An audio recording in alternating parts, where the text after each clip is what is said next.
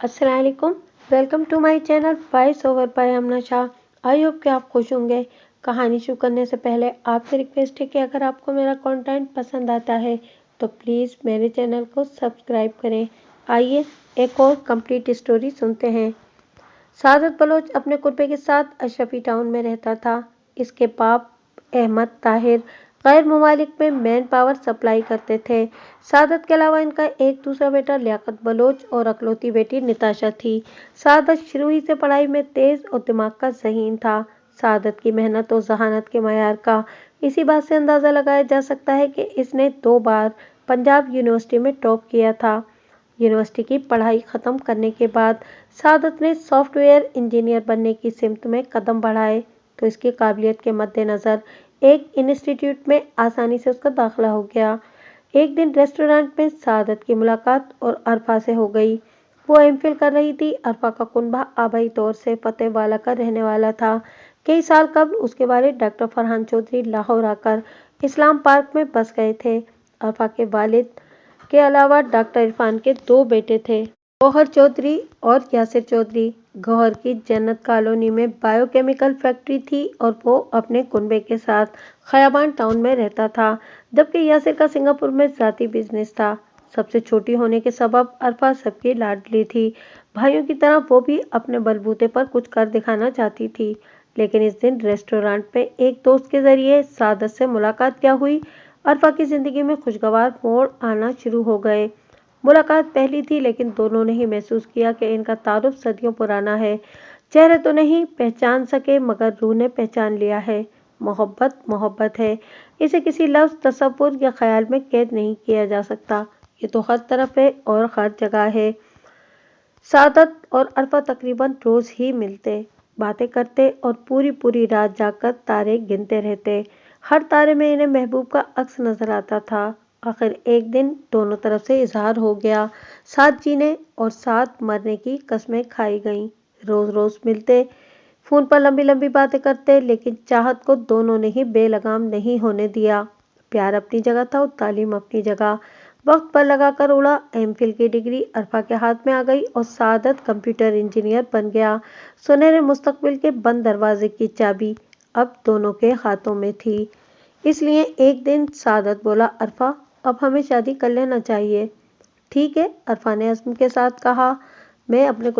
तुम अपने कुनबे से बात करो। मैं अपने घर वालों को इस रिश्ते के लिए राजी करने की कोशिश करती हूँ। अगर हमारे घर वाले राजी न हुए तब? सादत के जहन में अंदेशे के नाग ने सर उठाया।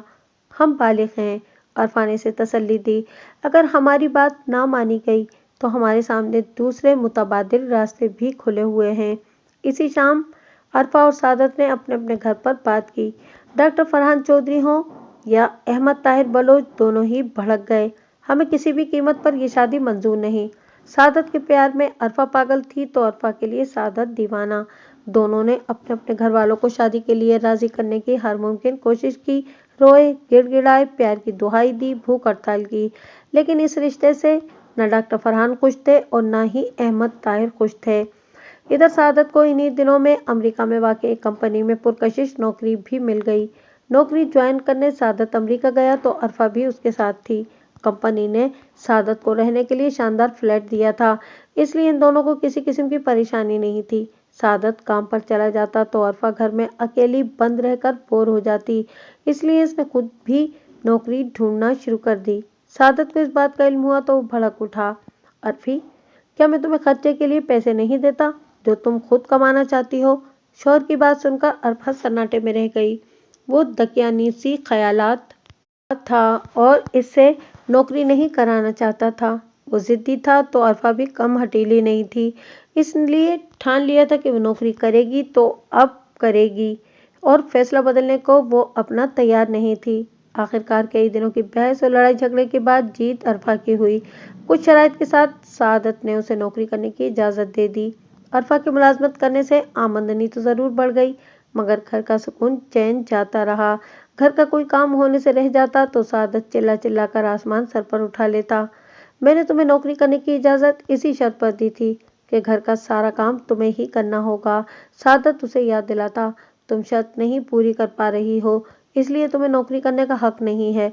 आज ही इस्तीफा दे दो। अरफा नौकरी छोड़ने के मूड में कतई नहीं थी, इसलिए आए दिन होने वाले शौहर और बीवी के झगड़े ने संगीन सूरत इख्तियार कर ली, जिसके नतीजे में कुछ अरसे कबल अरफा सादत के सपनों की जो रानी थी, इससे अब वो बोर होने लगा था। अरफा के कामों में मीन मेख निकालते रहना भी उसकी आदत बन गया। अरफा को भी लगने लगा था कि सादत के दिल की रानी नहीं वो, बल्कि घरेलू नौकरानी है। झगड़ों के नतीजे में मियाँ बीवी में जब ज्यादा इख्तिलाफात हो गए तो अरफा ने नौकरी छोड़ दी। इसके बाद उसने अपना सारा सामान समेटा और सादत को बाय बाय कहकर लाहौर लौट आई और सादत से उसका राब्ता कतई टूट गया। अरफा ने अपने मुस्तकबिल के बारे में नए सिरे से सोचना शुरू ही किया था कि थोड़े ही अरसे बाद सादत रूठी हुई बीवी को मनाने आ पहुंचा। सादत ने अपने बुरे बर्ताव के लिए अरफा से माफी मांगी तो उसने भी अज़दवाजी जिंदगी की तलखी को धो डालने के लिए गुस्सा थूक दिया और सुलह हो गई और अरफा सादत के साथ अमेरिका वापस चली गई। फिर अरफा ने 2 जुड़वा बच्चों को जन्म दिया। बेटे का नाम उन्होंने अली हसन और बेटी का नाम अनीला रखा। अरफा को यकीन था कि जुड़वा बच्चों से उसकी अज़दवाजी जिंदगी की डोर और मजबूत होगी, लेकिन हुआ उसके उलट। सादत के रवैये और दकियानूसी सोच की वजह से लड़ाई झगड़े नहीं रुके और अरफा घरेलू तशद्दुद का शिकार होती रही। इसी तरह दिन गुजरते रहे। कल की मोहब्बत ने पल भर में कई सदियां समेटकर कदमों में डाल दी। इन पर न धूल थी न कोई निशान। देखते ही देखते अचानक वो आज से गले मिलकर अलग हो गईं। अरफा साकित रहते हुए भी पीछे भागी, लेकिन रोकने में नाकाम रही। आंसू पीती हुई वो बाहर को देखती तो इस वक्त बाहर की फिजा में अंदर से भी ज्यादा घुटन थी। फिर एक वक्त ऐसा आया कि कारोबारी मंदी की आंधी चली तो अमेरिका भी इससे बचा नहीं रहा। लिहाजा सादत की नौकरी छूट गई और इसे बीवी बच्चों समेत लाहौर लौटना पड़ा। लेकिन अमेरिका से वापसी से कुछ ही दिनों बाद सादत को रायविंड में वाक़ एक कंपनी में नौकरी मिल गई। बीवी बच्चों को लाहौर छोड़कर सादत अकेला ही रायविंड चला गया। सादत जिस कंपनी में नौकर होकर रायविंड गया था, इसमें अनसा जबी नामी लड़की भी काम करती थी। शौहर से उसकी बनती नहीं थी, इसलिए आपसी इत्तेफाक से दोनों में अलहदगी हो गई थी, लेकिन तलाक नहीं हुई थी। इसके बाद अनसा ने एक फ्लैट किराए पर ले लिया था और अपने अकलौते बेटे के साथ वहां रहने लगी थी। सादत बीवी से दूर था तो अनसा शौहर को ठुकरा कर आई थी। मुकम्मल वजूद के होते हुए भी अनसा और सादत अधूरे थे, लिहाजा दोनों की दोस्ती जल्द ही गुल खिलाने लगी। सादत ने अपना किराए का फ्लैट छोड़ दिया और अनसा के घर में उसके शौहर की हैसियत से रहने लगा। मोतबर ज़राए से पता चला कि पड़ोसियों का मुंह बंद रखने के लिए इन दोनों ने ये मशहूर कर दिया कि उन्होंने कोर्ट मैरिज कर ली है। इधर किसी बही ख्वाह ने अरफा को फोन करके इस आशनाई की इत्तला दे दी तो वो तिल मिला गई। उसने शौहर के सामने 2 मुतबादिल रास्ते रखे, या तो बच्चों समेत मैं तुम्हारे साथ रहने के लिए रायविंड आ जाती हूँ या फिर तुम नौकरी छोड़कर लाहौर लौट आओ। हालात इस किस्म के हो गए थे कि बीवी बच्चों को साथ रख पाना सादत के लिए मुमकिन नहीं था, इसलिए उसने नौकरी छोड़कर लाहौर लौट आने का फैसला कर लिया। लाहौर लौटकर उसने अरफा पर एहसान जताने के लिए कहा कि तुम्हारे कहने पर मैं नौकरी छोड़कर चला आया हूँ। क्या ये बात मुझे दूध का धुला साबित करने को काफी नहीं? सादत लाहौर लौट आया था। किसी भी कीमत पर अरफा अब इसे अकेला नहीं छोड़ना चाहती थी, इसलिए वो अब उसे लेकर गंगवा टाउन चली गई। वहां उन्होंने शेरगढ़ में वाक़ मुगल अपार्टमेंट में एक फ्लैट ले लिया और वहीं पर सादत ने नौकरी की तलाश शुरू कर दी।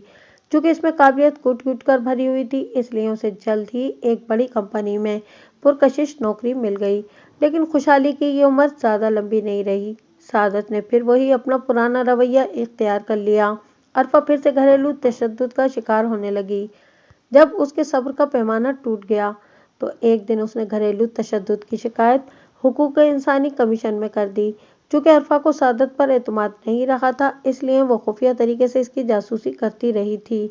इसी से इसे मालूम हुआ कि अनसा जबी की अपने शौहर से दोबारा अनबन हो गई थी। इस बार आपसी रजामंदी से नहीं, बल्कि कानूनी तौर पर तलाक लेकर इससे हमेशा के लिए ताल्लुक वो तोड़ लेना चाहती थी कि सादत फिर से उसकी जिंदगी में आ जाए। फिर ये भी था कि सादत भी उस पर मुल्तफित था। अरफा ने सादत से जवाब तलब किया तो वो फिर से घरेलू तशद्दुद का शिकार होने लगी। मियाँ बीवी का ये झगड़ा इसी तरह चलता रहा और अपने मोबाइल से अरफा अपने दुखों को मेके वालों को बयान करती रही। फिर यकायक जब अरफा के फोन आना बंद हो गए तो उसका भाई गौहर परेशान हो गया। वो कॉल करता, घंटी बजती, लेकिन कॉल रिसीव नहीं की जाती। इसलिए मायूस होकर गौहर ने अरफा के मोबाइल पर पैगाम भेजना शुरू कर दिए। काफी दिनों के बाद उसे मैसेज का जवाब मैसेज से मिला। मैं सुखी और खुशहाल हूँ। मसरूफियत के बायस कॉल रिसीव करने या कॉल बैक करने का वक्त नहीं मिल रहा है, इसलिए अपनी खैरियत का पैगाम भेज रही हूँ। मेरी तरफ से आप लोग बिल्कुल परेशान और फिक्रमंद ना हो।